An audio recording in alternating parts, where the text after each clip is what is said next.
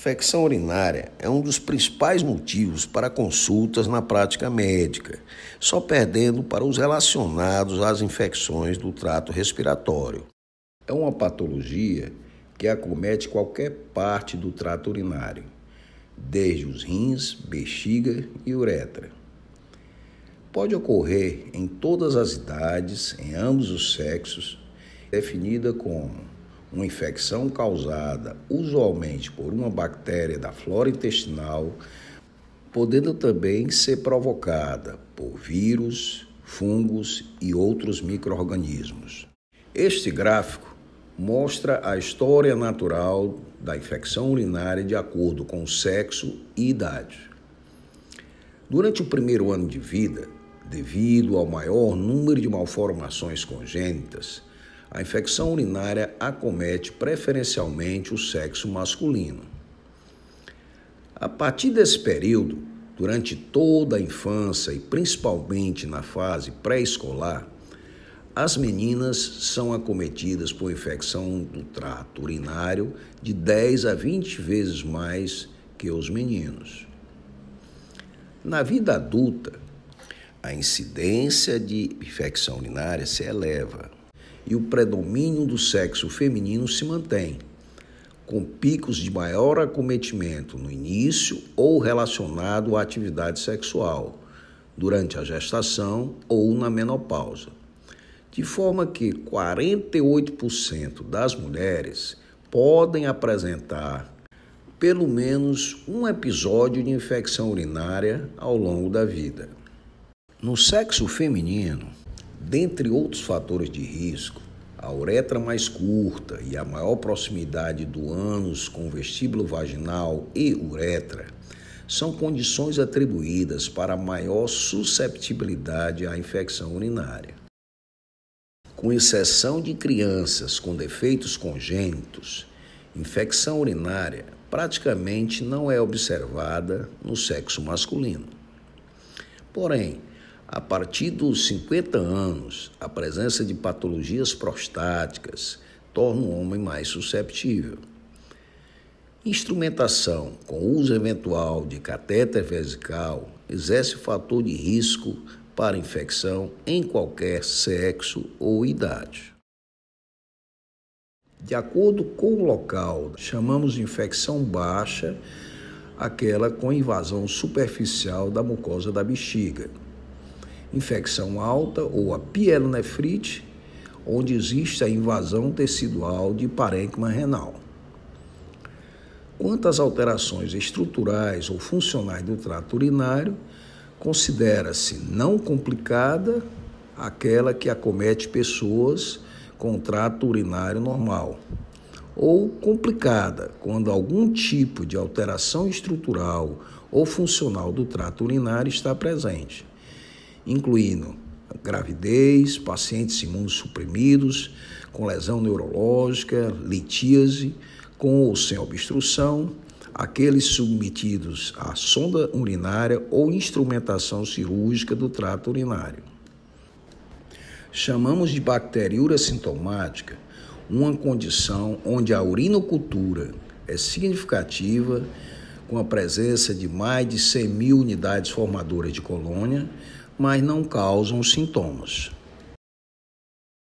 Um episódio de infecção do trato urinário pode ser único, isolado em um dado momento do ano. Pode apresentar recidiva ou reinfecção. Considera-se recidiva a persistência da infecção pelo mesmo agente, surgindo sintomas em até 3 semanas do término do tratamento. E reinfecção, novo episódio depois das 3 semanas de tratamento por outro agente ou outra cepa do mesmo germe. A presença de um conjunto de sinais e sintomas, tais como disúria, dor ou ardência, urgência miccional, polaciúria, a frequência de micções em pequenos volumes de urina mal cheirosa e turva, chamam atenção para a suspeita de infecção do trato urinário. A grande maioria das pessoas com sintomas descritos são do sexo feminino com cistite. Muitas vezes somam-se a estes sintomas sinais de dor em região pélvica e, no final da micção, gotejamento de pequenas quantidades de sangue. Quando o rim é atingido, chamando a atenção para a pielonefrite aguda, o paciente apresenta, além dos sintomas anteriores, calafrios, febre e dor lombar, podendo algumas vezes ocorrer cólicas abdominais, náuseas e vômitos, e ainda apresentar instabilidade hemodinâmica, dependendo da gravidade e envolvimento sistêmico. De acordo com a suspeita clínica, alguns exames ajudam no diagnóstico e conduta. A urina a ser examinada deve ser do jato médio, da primeira urina da manhã, coletada em frasco esterilizado após ter sido desprezada a primeira porção da urina, que pode estar contaminada por micro-organismos da uretra. A ênfase no diagnóstico repousa na detecção de achado no exame direto, na fita dipstick e a sedimentoscopia.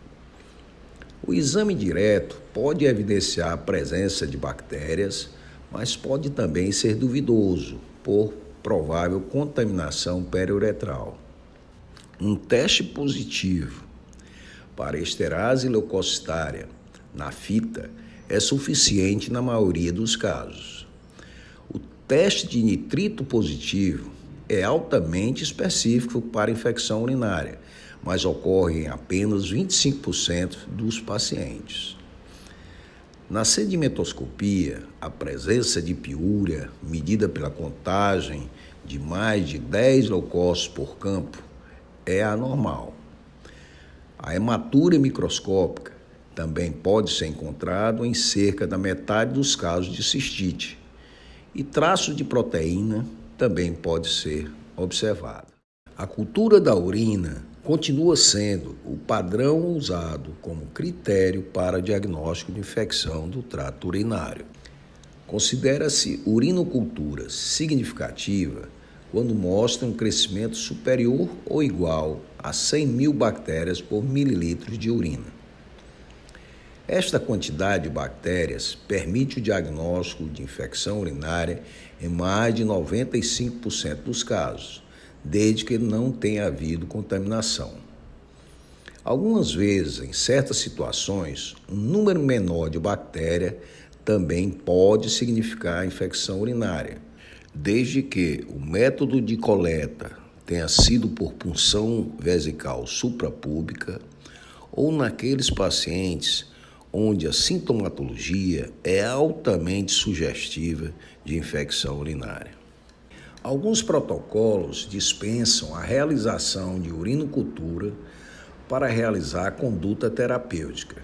Em casos de suspeita de episódio de cistite em mulheres jovens, sem história prévia de recorrência, sem suspeita de pielonefrite aguda ou que não apresenta alterações estruturais no trato urinário.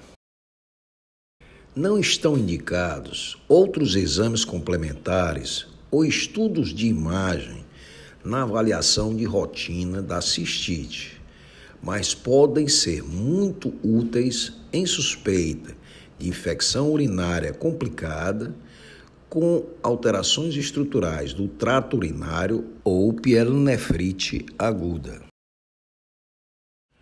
O acesso dos micro-organismos ao trato urinário se dá por via ascendente, ou seja, pela uretra, podendo se instalar na própria uretra, avançando para a bexiga e, em algumas situações, para os rins. Dificilmente, as bactérias podem penetrar no trato urinário pela via hematogênica. Isto pode ocorrer quando na presença de septicemia ou em indivíduos imunossuprimidos. A resposta inflamatória desencadeada por enterobactérias no trato urinário depende das defesas naturais ou adquiridas do indivíduo, contrapondo-se à virulência do micro-organismo infectante. A virulência de um agente infeccioso está relacionada à sua capacidade de multiplicação no local que se encontra e de desencadear ações de citotoxicidade.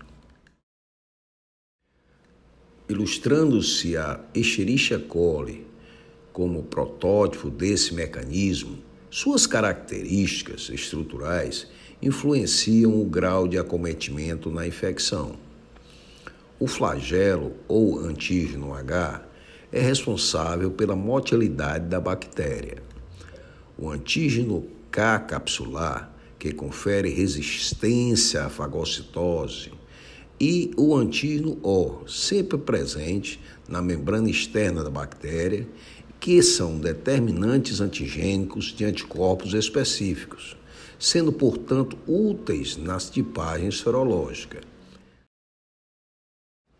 As fímbrias são estruturas filamentosas adesivas presentes na parede da bactéria.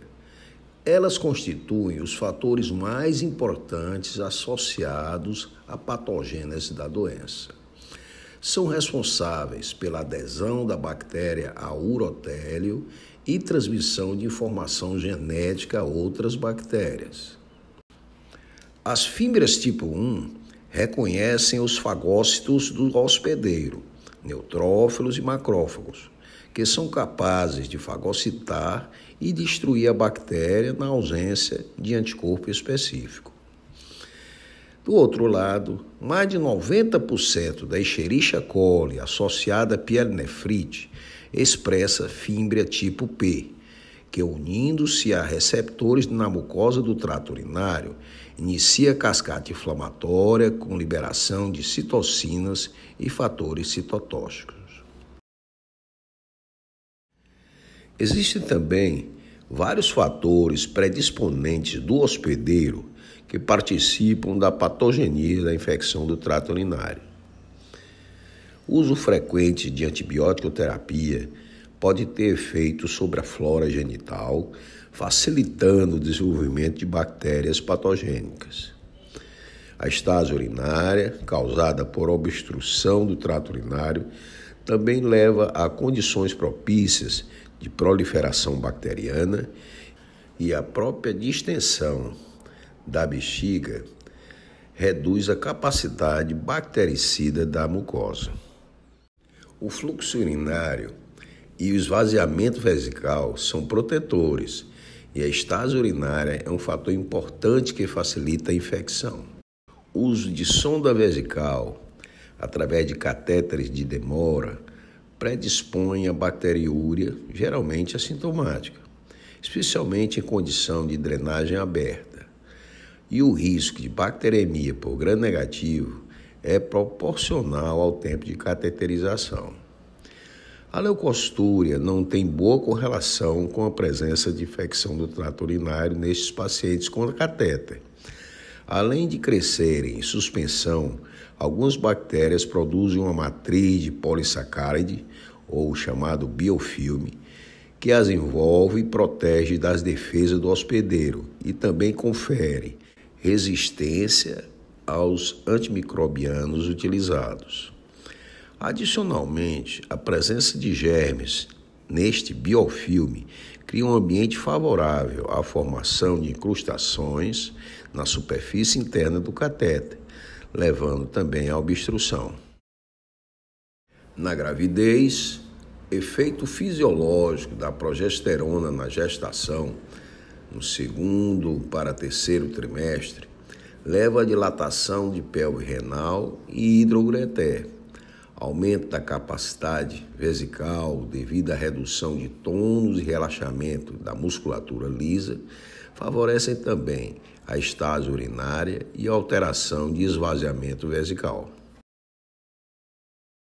Diabetes mellitus predispõe condições que favorecem infecção do trato urinário, tais como defeito no poder fagocítico dos leucócitos polimorfos nucleares e a neuropatia vesical, semelhante à bexiga neurogênica. Certas complicações clínicas, como cistite efizematosa, abscesso perinefrético e necrose de papila, são muito mais comuns entre os diabéticos. A associação entre atividade sexual e cistite aguda, em decorrência da bacteriúria pós-coito, está bem estabelecida. A menor ocorrência de bacteriúria assintomática entre celibatárias corroboram com a existência desta associação. O uso de geleia espermicida como método contraceptivo também tem sido considerado como fator predisponente à infecção do trato urinário. A geleia espermicida leva a alterações do pH e da flora vaginal, que podem favorecer a ascendência de germes ao trato urinário. Na idade avançada ou na velhice, a frequência de infecção do trato urinário aumenta com a idade em ambos os sexos. No homem idoso, a ocorrência de hipertrofia prostática benigna ou carcinoma de próstata traduzem uma situação de obstrução ao fluxo urinário, com consequente esvaziamento vesical incompleto. Nestes casos, a infecção urinária depende e decorre da presença de urina residual e também da necessidade mais frequente de cateterização urinária ou uso até de fraldas geriátricas. Na mulher idosa, na fase de menopausa, a flora vaginal está comprometida e defesas naturais da mucosa favorecem a infecção do trato urinário. Isto deve-se à redução dos níveis de estrógeno, que funciona como fator protetor, estimulando o crescimento de lactobacilos, que reduz o pH vaginal, tornando-o hostil para germes gram-negativos. E ainda estimula a proliferação da mucosa vaginal, facilitando a remoção de bactérias. Tanto para o sexo masculino ou feminino, a presença de patologias coexistentes, como diabetes, acidentes vasculares cerebrais, demência, alterações na resposta imune e hospitalizações, instrumentação vesical mais frequente, tornam a infecção do trato urinário mais prevalente nesta faixa etária. Pacientes transplantados renais estão em risco também de infecção urinária. A prevalência de infecção do trato urinário no pós-transplante varia de 35% a 80%, sendo mais frequente nos primeiros 3 meses após o transplante. A maioria das infecções são assintomáticas, mas em 45% dos casos, aproximadamente, são recorrentes. Os agentes infecciosos podem ser adquiridos a partir do rim do doador, da ferida cirúrgica, do uso de catéteres urinários e do próprio ambiente hospitalar.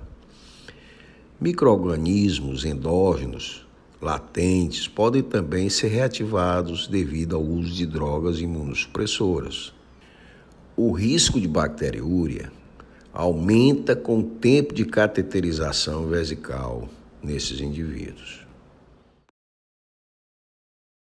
Na grande maioria das infecções do trato urinário não complicadas, tendo como maior frequência nas mulheres jovens pré-menopausa, a Escherichia coli é o agente infectante mais frequente, entre 70% a 95% dos casos, seguida pela Klebsiella e Staphylococcus saprophyticus, em 10% a 15%, que é mais frequente nas meninas. Proteus acomete mais crianças do sexo masculino. Nas infecções complicadas com alterações do trato urinário, a frequência de Escherichia coli diminui e na urinocultura outras bactérias aumentam sua frequência, por vezes com presença de mais de uma bactéria em crescimento, seja gram-negativa ou gram-positiva. Lembrando também a associação da infecção por proteus e cálculos coraliformes. Com base no quadro clínico do provável diagnóstico de uma infecção urinária não complicada, ocorrendo em indivíduos sem história prévia de infecção, sem comorbidades que indiquem fatores de risco ou alterações do trato urinário, pode-se introduzir tratamento empírico, não sendo necessário esperar pelo resultado da urinocultura. A escolha do antimicrobiano deve seguir a experiência local quanto à resistência bacteriana com maior probabilidade de êxito terapêutico. No geral, a nitrofurantoína ou sulfatrimetropin tem sido indicada como medicações de primeira linha no período de uso de 3 a 5 dias. Porém, o uso de dose única da fosfomicina, 3 gramas, está em grande aceitação em vários protocolos de tratamento. O uso de uma fluoroquinolona de amplo espectro, como a ciprofloxacina, deveria estar restrito para infecções mais graves ou em ambiente hospitalar. Na avaliação terapêutica de pacientes com grande suspeita de pielonefrite aguda, alguns cuidados devem ser tomados. Se existe comprometimento sistêmico importante que possa indicar uma possível hospitalização, e não deixar de coletar exame de urina, urinocultura mais TSA, que é o teste de sensibilidade de antibióticos, hemograma completo, e realização de pelo menos ultrassom de vias urinárias. Nas pielonefrites não complicadas, o uso de ciprofloxacina está indicado, em período de 10 a 14 dias. As fluoroquinolonas têm ótima ação contra Escherichia coli e, mesmo por via oral, têm uma boa penetração tecidual, alcançam níveis séricos e urinários adequados. O segmento destes pacientes deve ser rígido nas 48 horas seguintes ao início da terapêutica para se avaliar a resposta e a possível necessidade de medicação parenteral. Em pacientes com pielonefrite complicada, deve-se iniciar a ciprofloxacina endovenosa e, dependendo da melhora clínica, dos resultados da urinocultura e outros exames complementares, poderá ser realizada ou não a troca da medicação. Nas infecções complicadas, não se deve esquecer de colher história clínica rigorosa para se estabelecer se algum fator de risco está presente e possa haver a necessidade de possível acompanhamento urológico. Em pacientes com alterações da estrutura do trato urinário, válvula de uretra posterior e refluxo vesicolateral em crianças, presença de litíase, neoplasia ou prostatismo. Em pacientes hospitalizados com presença de infecções por vários germes ou germes multiresistentes, outros esquemas de tratamento por vezes precisam ser utilizados. As infecções urinárias recorrentes ou repetidas determinam um impacto significativo sobre a qualidade de vida das mulheres. 4 em cada 10 mulheres terão pelo menos uma infecção do trato urinário recorrente durante a vida. Medidas de prevenção e profilaxia são indicadas para casos de infecção do trato urinário recorrente, em que há uma frequência elevada de recidivas ou reinfecções, apresentando 3 ou mais episódios por ano. Nestas pessoas, uma série de possíveis medidas e tratamentos pode ser instituída, visando reduzir a frequência destes episódios. As recomendações vão desde conselhos gerais ao uso de antibiótico-terapia profilática e de outras substâncias que podem ter efeito protetor contra a colonização de bactérias. Aconselha-se manter frequência de micção adequada, tentando sempre evitar a urina residual vesical e, consequentemente, a estase urinária. A ter cuidados com o intercurso sexual, incentivando a micção pós-coito e suspender o uso de pomadas espermicidas como contraceptivos. Ter cuidados também com a regulação de hábitos intestinais que podem evitar a constipação e também a recorrência de infecção do trato urinário.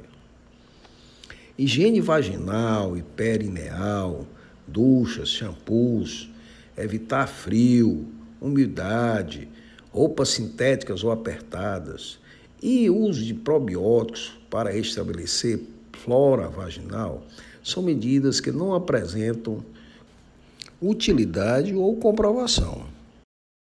Vários estudos têm apontado que o uso de cranberry reduz a incidência de infecção do trato urinário sintomática, inclusive em indivíduos com mais de 60 anos.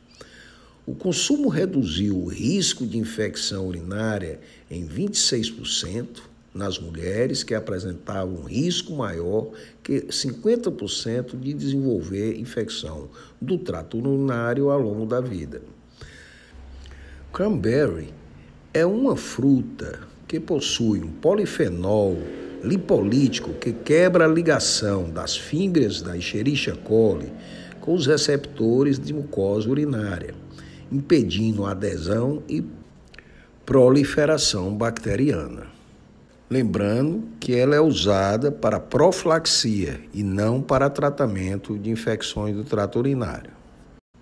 A utilização de antibióticos profiláticos com baixa dose reduz o risco de infecção do trato urinário sintomática durante o período de administração com poucos efeitos colaterais. As quinolonas são indicadas apenas para pacientes que não toleram as drogas de primeira linha, sulfatriptopin e nitrofurantoína, ou nos que, ao utilizarem estas drogas, já houve recorrência de infecção com germes resistentes. A duração da profilaxia deve ser feita de até 6 meses, podendo ser estendida em até 1 ou 2 anos, se houver recorrência até o 3º mês depois da interrupção da medicação. A profilaxia antibiótica pós-coito pode apresentar vantagens em mulheres que apresentam disúria, polaciúria e frequência após a relação sexual. O uso de profilaxia pós-coito mostrou resultados semelhantes quando comparado com a profilaxia de uso prolongado. Também tem sido usado cremes vaginais à base de estrogênio, apresentando algum benefício clínico, principalmente em mulheres menopáusicas. A bacteriúria sintomática, onde existe a presença de urinocultura significativa, com crescimento de mais de 100 mil unidades formadoras de colônia, mas não se acompanha de sintomas, não necessita tratamento, exceto em mulher grávida e em pessoas que vão receber procedimento cirúrgico do trato urinário. Em gestantes, bacteriúria sintomática devem ser tratadas com antibióticos, pelo risco aumentado de desenvolver pielonefrite aguda. Sem tratamento, cerca de 30 a 40% das gestantes com bacteriúria sintomática irão desenvolver infecção sintomática do trato urinário e 25 a 50% poderão apresentar pielonefrite aguda. Este risco é reduzido em 70 a 80% se a bacteriúria for tratada adequadamente. A escolha de antimicrobiano para gestantes deve ter como base o risco de toxicidade fetal, sendo segura a utilização das cefalosporinas, aminopenicilinas e nitrofurantoína. A duração do tratamento é de no mínimo 7 dias. O uso das quinolonas é contraindicado e a sulfatrimetopim só é permitido no segundo trimestre da gestação. Para finalizar, gostaria de deixar esse fluxograma que é bem próximo do resumo do que nós conversamos aqui nesta aula.